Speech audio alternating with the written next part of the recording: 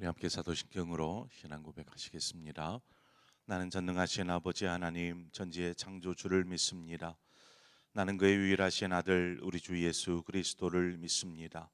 그는 성령으로 잉태되어 동정녀 마리아에게서 나시고 본디오 빌라도에게 고난을 받아 십자가에 못 박혀 죽으시고 장사된 지 사흘 만에 죽은 자 가운데서 다시 살아나셨으며 하늘에 오르시어 전능하신 아버지 하나님 우편에 앉아 계시다가 거기로부터 살아있는 자와 죽은 자를 심판하러 오십니다.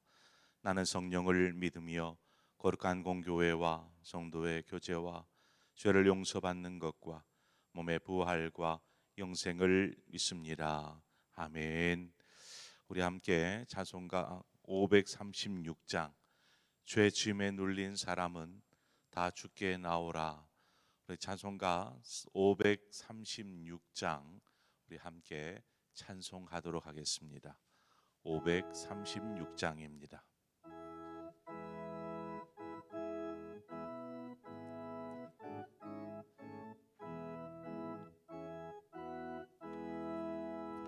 죄짐에 눌린 사람은 다 죽게 나오라. 주 말씀 의지할 때에 곧 평안 오으리. 의지하세 의지하세 주 의지하세. 구하시네 구하시네 곧 구하시네. 참 구원 주신 주께서 보혈을 흘렸네. 눈같이 희게 할 피에 온몸을 잠그세. 의지하세 의지하세 주 의지하세. 구하시네 구하시네 곧 구하시네. 길 되신 주주 늘 인도하시네. 노지체 말고 믿으면 참 복을 받겠네.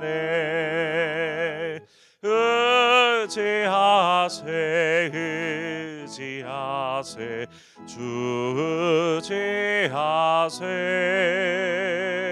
구하시네 구하시네 곧 구하시네.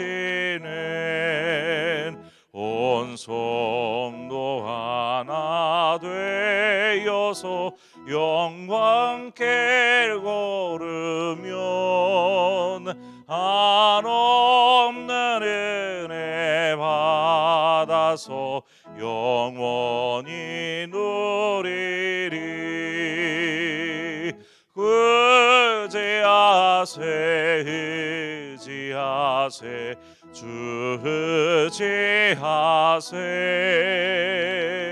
구하시네 구하시네 곧 구하시네.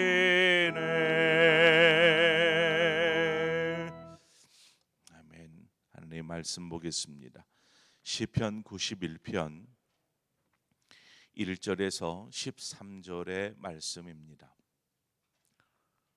시편 91편 1절에서 13절의 말씀을 한 절씩 저와 여러분이 교독하도록 하겠습니다. 시편 91편입니다. 1절부터 13절까지 교독합니다. 지존자의 은밀한 곳에 거주하며 전능자의 그늘 아래에 사는 자여,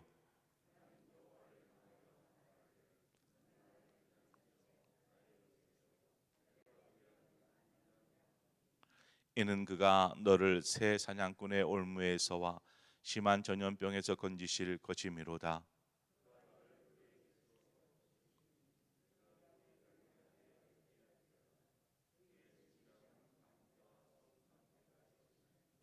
너는 밤에 찾아오는 공포와 낮에 날아드는 화살과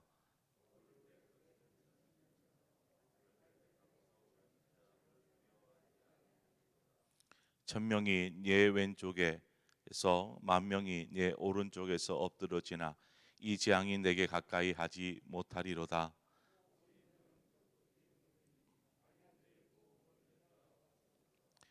내가 말하기를 여호와는 나의 피난처시라 하고 지존자를 너의 거처로 삼았으므로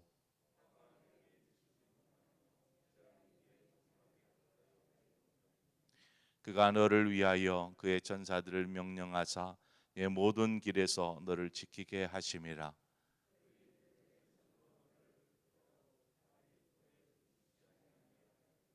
함께 읽습니다.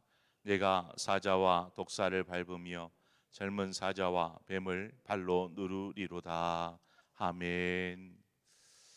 우리는 2년이 넘도록 눈에 보이지도 않는 참으로 미세한 바이러스로 인하여서 참 큰 어려움들을 겪었었고 지금도 그것으로부터 완전히 자유로워지지 못한 상태에 있습니다.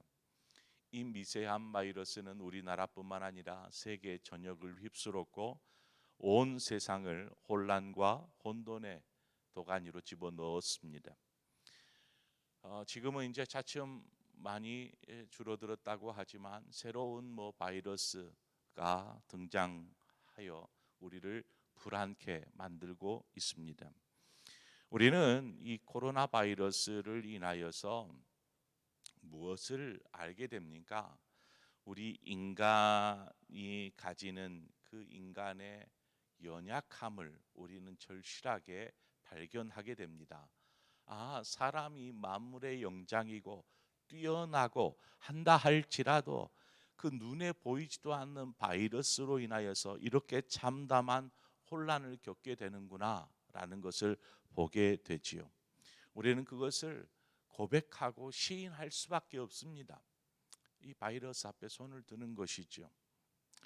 그러한 의미에서 오늘 본문의 시편의 저자는 인간은 하나님의 그늘 아래에 살아야 한다라고 이야기하고 있습니다. 왜 하나님의 그늘 아래에 살아야 한다고 할까요? 그것은 우리가 그러한 연약한 존재이기 때문에 그렇습니다. 우리는 하나님을 필요로 하는 존재이기 때문에 그렇습니다. 우리는 하나님을 구하고 찾아야 합니다. 그래서 오늘 본문에 하나님은 지존하신 하나님, 전능하신 하나님, 이러한 하나님이시기에 능히 우리를 하나님의 그 보호하심 아래에 두시고 우리를 친히 보호하여 주시는 힘이 있고 또한 그렇게 하여 주신다라는 사실입니다. 반대로 하나님은 우리를 보호하시는데 우리를 넘어뜨리려고 하는, 무너뜨리려고 하는 대적들이 있지 않겠습니까? 이 우리를 넘어뜨려지게 하는 것들, 그것은 이렇게 눈에 보이는 것보다 눈에 보이지 않는 것들이 더욱 강력하게 우리 안에서 대적합니다. 우리를 대적하는 것이죠. 어떤 것이 있을까요? 3절 말씀해 보니까 이는 그가 너를 새 사냥꾼의 올무에서와 심한 전염병에서 건지실 것이미로다 말합니다. 여러분, 짐승을 잡기 위해 덫을 놓지 않습니까? 덫은 아무데나 놓는 것이 아니라 짐승이 잘 다니는 길목에다가 덫을 설치합니다. 덫을 설치하더라도 그냥 뻔히 눈에 보이게끔 설치하지 않습니다. 짐승도 모르게 그냥 설치해 놓죠. 그러다 보면 짐승이 그 길을 지나다가 덫에 걸리게 되는 것입니다. 새 사냥꾼, 이 새 사냥꾼으로 비유된 이것은 무엇이냐면 어둠의 세상 주관자를 말합니다. 어둠의 세상 주관자, 눈에 보이지 않습니다. 그러나 매우 은밀하게 우리에게 접근하여서 우리를 넘어뜨리죠. 우리의 강력한 대적입니다. 우리의 신앙도 우리의 삶도 손쉽게 무너뜨릴 수 있는 힘과 권세가 있는 이 어둠의 세상 주관자들, 이들이 우리를 어떻게 하면 넘어뜨릴까 덫을 설치하듯 기다리고 은밀히 그렇게 있다라는 것입니다. 뿐만 아니라 앞서도 말씀드렸던 것처럼 눈에 보이지도 않는 전염병, 바이러스로 인한 전염병, 우리는 코로나로 인하여서 이 어려움을 직접 경험해 보지 않았습니까? 그래서 너무나 잘 압니다. 이것은 이처럼 우리가 대처할 수도 없는, 어떻게 준비도 할 수도 없는 그러한 대적들이 우리를 넘어뜨리려고 할 때에 우리는 어디에서 안전을 보장받을 수 있을까요? 여러분, 코로나로부터 우리가 어떻게 하면 안전을 보장받을 수 있었습니까? 어디 아무도 다니지 않는 혼자 살 수 있는 곳에서 그냥 이렇게 지내면 분명히 그건 안전이라고 말할 수 있을 것입니다. 그런데 그것은 사람은 사람들과 함께 어울려서 살아야 되지요. 그것을 포기하고 그렇게 한다라는 것은 옳은 삶의 방식은 아니라고 봅니다. 그러한 의미에서 우리는 어디에서도 우리의 안전을 보장할 수 있는 곳을 찾을 수 없다라는 것입니다.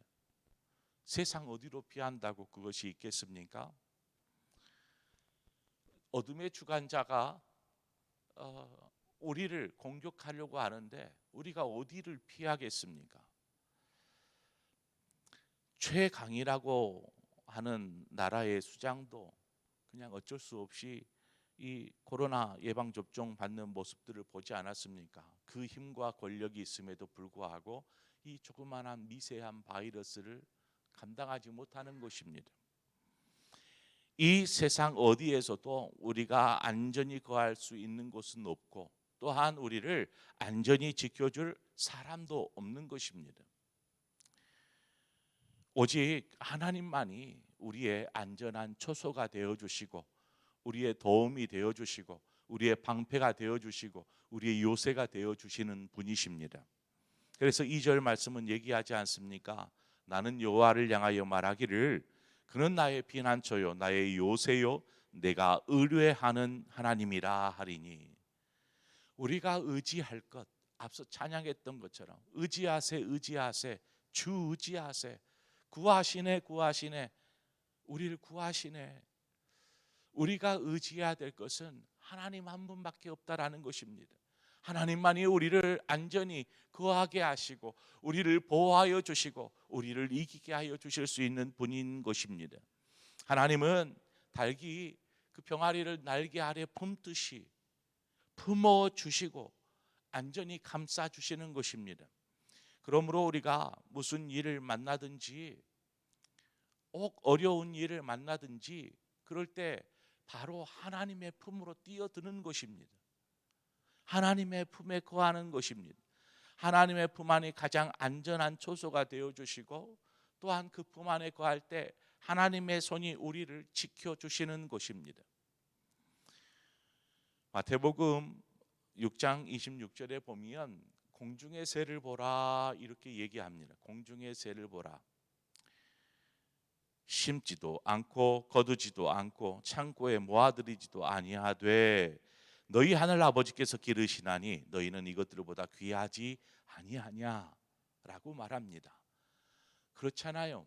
누가 돌보아 주는 것도 아니고 그냥 그렇게 창공을 나르며 먹을 것을 구하며 그렇게 사는 미물조차도 하나님께서 그들을 지키시고 보호하시는데, 하나님의 백성이요 하나님의 자녀된 우리야 오죽하시겠습니까? 하나님은 우리를 보호하시고 인도하시고 지켜주시는 그러한 분이십니다. 그래서 우리가 이러한 하나님의 보호와 인도를 받을 수 있는 것은 하나님의 자녀이기 때문에 그렇습니다. 하나님의 자녀의 특권이 바로 이러한 것들을 누릴 수 있는 것입니다. 하나님의 자녀만이 주어지는 축복인 것이죠. 우리는 그 축복을 누려야 합니다. 자, 그러면 제가 이러한 가정을 한번 해보았습니다. 높은 곳에 올라가서 높은 곳에서 훌쩍 뛰어내리면서 하나님, 제가 하나님의 자녀잖아요. 저를 보호해 주셔야 돼요 라고 뛰어내린다라면 그것이 옳은 방법일까? 주님께서 보호하여 주시고 나를 안전히 거하게 해 주실 거야 라고 생각한다라면 그것이 옳은 방식일까? 마귀가 주님을 시험하였습니다. 예루살렘 성전 꼭대기에 주님을 데리고 가서 한번 뛰어내려보라 이렇게 이야기하죠. 그러면서 한 말이 하나님께서 언제나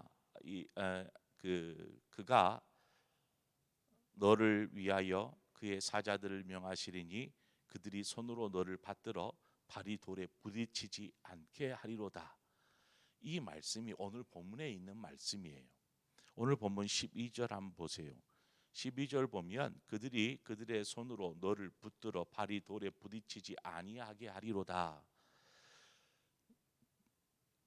이 이야기를 보면은요, 마귀도 하나님의 말씀을 이용하더라는 것입니다. 하나님의 말씀을 가지고 시험하는 것입니다. 예수님께서 이 마귀의 시험을 받으실 때 그렇잖아요. 우리는 생각할 수 있어요. 뛰어내리면 하나님께서 천군 천사를 동원하여 주셔서 이렇게 안전히 받아주시지 않을까 생각할 수 있지 않겠습니까? 그러나 그것은 너무나 위험한 생각입니다. 이것은 어리석은 믿음입니다. 이것은 완전한 믿음이 아닙니다. 어리석은 믿음입니다. 주님은 그 마귀의 시험 앞에 어떻게 대처하시냐면 주 너의 하나님을 시험하지 말라는 성경의 말씀으로 이 마귀의 시험을 물리치십니다. 하나님을 시험하지 말라. 반대로 만약에 우리가 높은 곳에도 뛰어내리면서 하나님, 저 하나님의 자녀잖아요. 보호해 주셔야 돼요. 꼭 그렇게 하실 거죠? 하고 뛰어내리는 것. 이것은 바꿔 말하면 뭐예요? 하나님을 시험하는 것이다라는 것입니다.